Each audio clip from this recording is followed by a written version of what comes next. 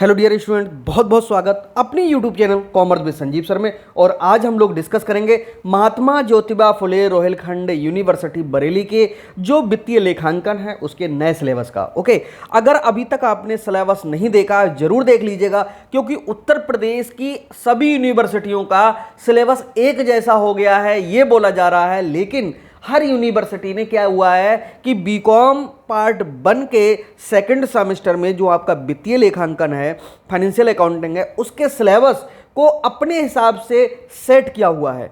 तो MJP RU जो university है उसने भी कई जो चैप्टर्स हैं, महत्वपूर्ण चैप्टर्स हैं, उनको भी इस बार छोड़ दिया है।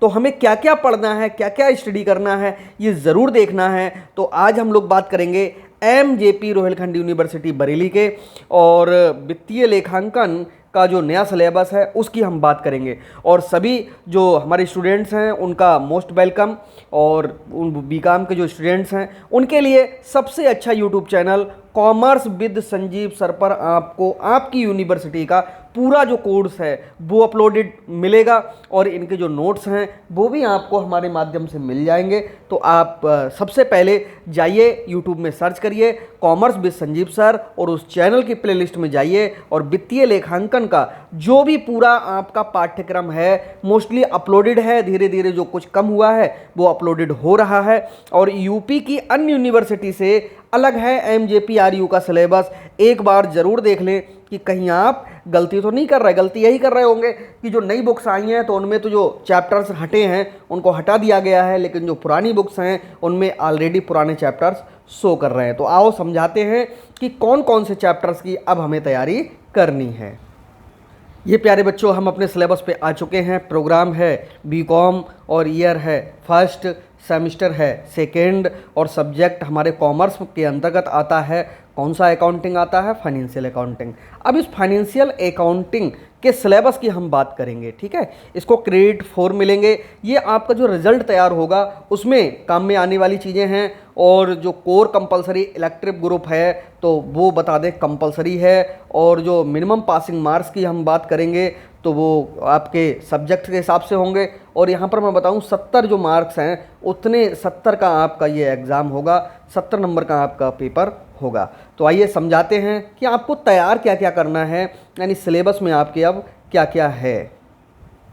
तो इसके लिए अब तो यहाँ पर जो टॉपिक दिए हुए हैं वो देखिएगा। जो टॉपिक हैं उनमें से 12 लेक्चर्स का टॉपिक है। लेक्चर से मतलब नहीं है, ये आपको कंप्लीट करना है कि कितने में आप कंप्लीट कर पाते हैं, कितना टाइम आप लगाते हैं। तो इसमें हमें सबसे पहले जो लेखांकन के शुरू प्रारंभ करता थे उनके बारे में इन्होंने रखा है। जो हमारे सुब्रमणि अय्यर हैं, KS अय्यर हैं, ठीक है, कल्याण सुब्रमणि अय्यर, इनके बारे में यहाँ पर थोड़ा सा पढ़ना है। और एक दो बहुविकल्पीय ही आएगा, इससे ज़्यादा तो नहीं आना चाहिए। और इसके बाद में आगे से शुरू होता है nature and scope of accounting, यानी अकाउंटिंग की प्रकृति क्या है, ओके, और इसके क्षेत्र क्या क्या हैं। तो एक तो नेचर और स्कोप, ये हमें पढ़ना ही पढ़ना है। नेक्स्ट हमें पढ़ना है जनरल एक्सेप्टेड अकाउंटिंग प्रिंसिपल्स। जो अकाउंटिंग प्रिंसिपल्स हैं वो भी हमारे लिए तैयार करना है। कॉन्सेप्ट एंड कन्वेंशंस, यानी जो अवधारणाएं और इसके बारे में जो प्राचीन समय से चली आ रही बातें हैं वो पढ़ना है। और Indian and international accounting standard, ये बहुत पूछा जाता है कि इसके बारे में भी 100% आपके एग्ज़ाम में कुछ ना कुछ जरूर आएगा। ये बेसिक लेखांकन है जो आपको 11th में भी मिलेगा, 9th में भी मिला होगा। अगर आपने इससे पहले अगर कॉमर्स को नहीं पढ़ा है तो नहीं मिला होगा। और यहाँ से अब आपको बताएं कि स्टार्ट होता है डबल एंट्री सिस्टम। ये डबल एंट्री सिस्टम ये बहुत इंपॉर्टेंट है, हर एग्ज़ाम में लगभग में ज़रूर कुछ ना कुछ इससे पूछा जाता है। इसके बाद हमें तैयार करना होगा प्रिपरेशन ऑफ जर्नल, यानी जर्नल को तैयार करना है, लेजर को तैयार करना है, ट्रायल बैलेंस को तैयार करना है, प्रॉफिट एंड लॉस अकाउंट, ये हाई स्कूल में भी आपने पढ़े होंगे और 11th में भी आपने पढ़े होंगे, with balance sheet.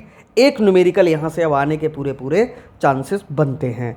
Concept of income and it's measurement, ये आपके सिलेबस में तो रखा हुआ है, लेकिन उम्मीद है कि इससे नहीं आएगा। अब हम बात करते हैं अगले यूनिट की, जिसमें से रॉयल्टी अकाउंट को MJPRU यूनिवर्सिटी ने हटा दिया है। ये जो बुक्स आई हैं, अब न्यू बुक्स आई हैं, उसमें भी ये रखा हुआ नहीं है। तो ये बहुत ही इम्पोर्टेंट चैप्टर था, वैल्यूएबल चैप्टर था, जिसको यहाँ से हटाया गया है।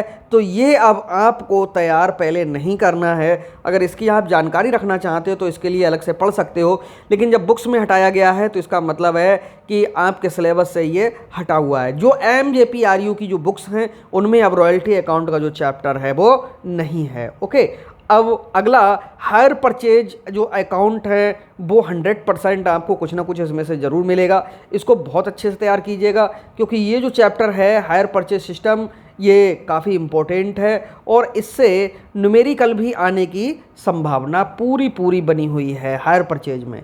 ओके, अब इसमें से क्या आ सकता है भाई, देखो यहाँ पर मैं बताऊँगा, इन्होंने तो अपने हिसाब से सिलेबस रखा है, accounting records in the books of hire purchase and vendor, यानी वो जर्नल एंट्री जो करवाते हैं उसी के लिए बोल रहा है। Difference methods of calculation of interest and cash, तो ये जो इंटरेस्ट और कैश प्राइस है इसको किस किस तरह से ज्ञात करेंगे।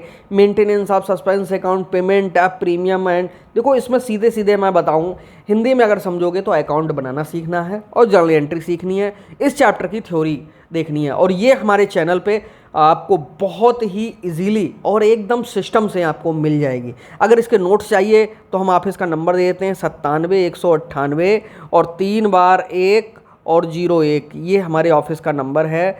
1101 बाद में है, ठीक है। फिर से एक बार नंबर बोलते हैं 97 198 1101, ये ऑफिस का नंबर है, जिस पर आप केवल व्हाट्सएप के माध्यम से अगर कोई प्रॉब्लम है, कहीं आपने कोचिंग नहीं लगाई है, अगर आपको दिक्कत आ रही तो आपकी हेल्प के लिए हम यहाँ से नोट्स प्रोवाइड करा सकते हैं। और आगे इंस्टॉलमेंट पेमेंट सिस्टम, ये भी आपके सिलेबस में रखा हुआ है, ये हटा नहीं है, तो इसको भी बहुत अच्छे से आप तैयार करेंगे। इंस्टॉलमेंट पेमेंट सिस्टम में डिफरेंस पूछ लिया जाता है कि हायर परचेज सिस्टम और इंस्टॉलमेंट पेमेंट सिस्टम दोनों में क्या डिफरेंस है, ये डिफरेंस खूब पूछा जाता है। ओके, तो इसके साथ में अब आपको अगला जो डिपार्टमेंटल अकाउंट है वो तैयार करना है। और डिपार्टमेंटल अकाउंट में आपको बता दूं, इससे भी न्यूमेरिकल आने की पूरी संभावना बनी रहती है, क्योंकि ये इम्पॉर्टेंट चैप्टर है, पहले भी था और अब भी है। तो डिपार्टमेंटल अकाउंट के एडवांटेज और मेथड्स ये पूरे चैनल पे अपलोडेड हैं, और आप सर्च कर सकते हो departmental account with Sanjeev sir, तो तुरंत आपके लिए यूट्यूब पे मिल जाएगा। ब्रांच अकाउंट तो बहुत ही मोस्ट इंपॉर्टेंट है, बहुत स्टूडेंट ने हमारे यहाँ से इसको तैयार किया है। इसका नमूना बहुत पूछा जाता है, ठीक है, कि जो नमूना अगर आप एक बार देख लोगे तो तुरंत आपका तैयार हो जाएगा। ये सब अपलोडेड है हमारे यहाँ पर। तो इसका मेन ऑब्जेक्ट्स, जो मीनिंग और ऑब्जेक्टिव्स हैं ब्रांच अकाउंट के, इम्पोर्टेंस है, और जो ब्रांच अकाउंट के जो क्लासिफिकेशन है, यानी टाइप्स ऑफ ब्रांचेस है या काइंड्स ऑफ ब्रांचेस है, वो बहुत पूछा जाता है। 3 प्रकार की ब्रांचेस हैं हमारी, कौन कौन सी हैं? एक तो स्वतंत्र शाखा, और दूसरी हमारी आश्रित शाखा, और जो तीसरी हैं विदेशी शाखा। अकाउंटिंग के बेस पे ये 3 प्रकार की जो शाखाएं हैं उनको यहाँ पर हमें पढ़ना है। और अगले चलते हैं, अगले में इंसॉल्वेंसी अकाउंट, ये हटाया गया है, ये नहीं है अब। इंसॉल्वेंसी अकाउंट हम लोगों को नहीं पढ़ना है। और यहाँ पर मैं बताऊँ आपके लिए, ये बॉयज़ अकाउंट है, इसको भी नहीं पढ़ना है। क्यों सिलेबस को कट किया गया है? क्यों सिलेबस कट किया गया? क्योंकि आपने देखा कि जो शुरू में हमारा सिलेबस था वो सिलेबस काफ़ी सिलेबस हो गया, क्योंकि जब से इन्होंने बेसिक अकाउंटिंग को इसमें जोड़ा। देखिए 2 प्रकार के इसमें हैं, एक तो है अकाउंटिंग बेस्ड चैप्टर और दूसरे हमारे स्पेशल ऑब्जेक्ट चैप्टर। तो जो स्पेशल हैं चैप्टर्स उनमें रियल्टी अकाउंट था, हायर परचेज था, और बॉयज़ अकाउंट था, डिपार्टमेंटल था, ये सब चीज़ें हैं। तो इनमें से 2-1 चैप्टर को हटाया। तो कौन कौन से चैप्टर को हटाया है? देखो, इंसॉल्वेंसी अकाउंट के लिए भी हटा दिया गया है, बॉयज़ अकाउंट के लिए भी हटा गया है, और पहले जो इंश्योरेंस वाला जो चैप्टर था, इंश्योरेंस एंड क्लेम, बीमा एवं दावे, वो भी अब हटा हुआ है। और इसके साथ में एक बहुत बड़ा जो चैप्टर हटा है वो हटा है कौन सा? Royalty account. तो ये जो सिलेबस अभी आपने देखा, इस सिलेबस के बाद में आपके जो बाकी के पेपर हैं उन सब का भी सिलेबस हमारे चैनल पे अपलोडेड है, वहाँ से आप देख लीजिएगा और आपकी सेवा में हम हमेशा तत्पर हैं। तो तुरंत इस चैनल को सब्सक्राइब कर लीजिएगा और कोई भी अगर प्रॉब्लम है तो कॉल नहीं करनी है, हमने आपको व्हाट्सअप नंबर प्रोवाइड करा दिया है, उससे आप हेल्प ले सकते हैं। जब भी हमें मौका मिलेगा हम व्हाट्सअप पे या आपके लिए जवाब दे देंगे, क्योंकि वैसे तो बात होना बहुत मुश्किल है। तो मिलते हैं नेक्स्ट वीडियो में, तब तक के लिए बाय बाय।